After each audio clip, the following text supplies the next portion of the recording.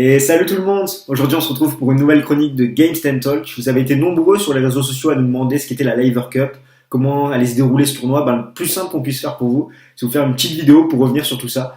Donc la Laver Cup a été créée sous l'impulsion de Roger Federer et de son agent Tony Godsick pour rendre hommage aux légendes du tennis, notamment à Rod Laver, d'où le nom de Laver Cup. Rod Laver, le joueur australien qui a réalisé 2 fois le Grand Chelem, donc qui en une année a gagné les 4 tournois du Grand Chelem, en 1962 et en 1969. Il cumule 11 titres du Grand Chelem à son actif, mais ça va également rendre hommage à d'autres légendes du tennis, notamment à Björn Borg ou à John McEnroe, qui sont tous les deux à la tête d'une équipe dans cette Laver Cup. Donc cette Laver Cup va se dérouler du 22 au 24 septembre. Je le rappelle, c'est un tournoi d'exhibition, donc pas de points ATP à la clé, mais surtout un gros chèque à empocher. Ça va se dérouler à Prague cette année, sur Durin d'Or, et ça sera diffusé majoritairement sur Beansport et un petit peu sur Eurosport. Donc le concept, ça s'inspire de la Ryder Cup qui a eu en golf, où donc il y a une équipe qui va représenter les meilleurs joueurs d'Europe contre une équipe qui va représenter les meilleurs joueurs du reste du monde et qui vont s'affronter, là en l'occurrence durant 3 jours. Donc pour l'Europe, à la tête comme capitaine Björn Borg, on retrouvera dans l'équipe Nadal, Federer, Cilic, Thiem, Zverev et Berdych. Et dans l'équipe monde, avec à la tête comme capitaine John McEnroe, on retrouvera dedans Sock, Kyrgios, Isner, Querrey, Shapovalov et Tiafoe. Donc comme on peut le voir, c'est plus une équipe nord-américaine, plus Kyrgios, qu'une équipe reste du monde.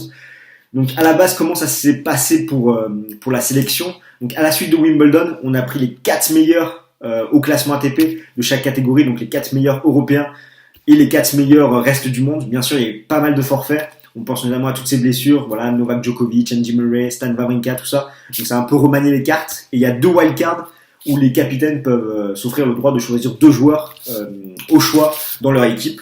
Au niveau des règles, chaque jour, il y a 3 matchs de simple, 1 match de double. Ça se joue au meilleur des 3 sets, avec, s'il y a un set partout, un super tie-break en 10 points. Il y a les avantages et les égalités. Durant les 2 premiers jours, chaque joueur doit au moins jouer un match de simple, sachant qu'il y a 6 simples sur les 2 premiers jours, chaque joueur doit au moins faire un match en simple. Chaque joueur peut au maximum jouer 2 simples durant les 3 jours de compétition. Concernant les règles du double, il faut qu'il y ait au moins 4 joueurs par équipe qui jouent le double et une paire égale un match. C'est-à-dire que par exemple, si on a un match où il y a une paire Denis Shapovalov, Frances Tiafoe, ces deux-là ne pourront jouer ensemble que durant un match de double. Concernant l'attribution des points, la première journée est synonyme de 1 point. Chaque victoire rapporte 1 point. La deuxième journée, chaque victoire rapporte 2 points. Et du coup, pour la troisième journée, chaque victoire rapporte 3 points. L'équipe vainqueur est la première qui arrive à 13 points. S'il y a une égalité, c'est-à-dire s'il y a 12-12, il y a un double décisif qui se joue en un set gagnant. N'importe quel joueur peut participer à ce double pour décider du vainqueur de la Laver Cup. Donc ça sera une exhibition intéressante à suivre dans le sens où, pour la première fois de l'histoire, on pourra avoir Federer et Nadal du même côté du terrain, c'est-à-dire que les deux hommes pourront jouer un match de double ensemble, ce qui n'est jamais arrivé. Donc c'est surtout là qu'il faudra suivre un petit peu cette exhibition. Sinon après, c'est vrai qu'elle est pas très très bien placée, cette exhibition, elle est en fin de saison, donc c'est vrai que c'est plus un tournoi qui va fatiguer les joueurs qu'autre chose. Mais bon, on va voir ce que ça va donner. C'est la première édition. Il y aura d'autres éditions à l'avenir, sachant que Björn Borg et John McEnroe sont les capitaines pour les 3 premières éditions. Et on sait déjà que la prochaine édition, donc l'édition de 2018, se jouera aux États-Unis. Donc voilà, si tu as des questions sur la Laver Cup, n'hésite pas dans les commentaires à nous dire, comme ça on y répondra avec grand plaisir. N'hésite pas non plus à nous suivre sur les réseaux sociaux, Twitter, Facebook, Instagram. Concernant l'actualité de la chaîne, ce week-end il y aura un débat qui va paraître pour savoir qui entre Nadal et Federer a été le plus impressionnant.